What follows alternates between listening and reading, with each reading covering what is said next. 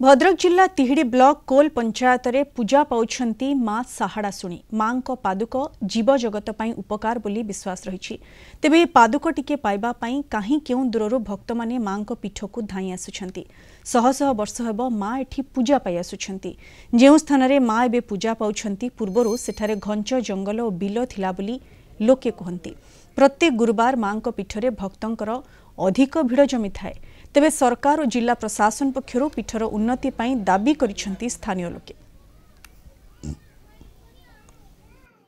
लोक मानकर विश्वास अछि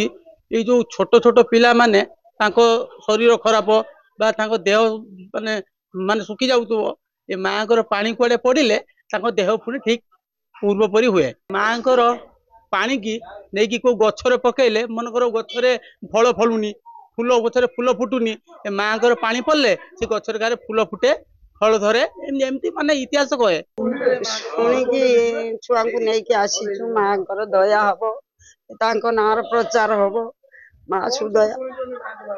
मांकर साड़ा सुनी पाखु नबो तांको पानी पड़िले छुआंकर उन्नत हबो के सुखी जाउची के चमकुची के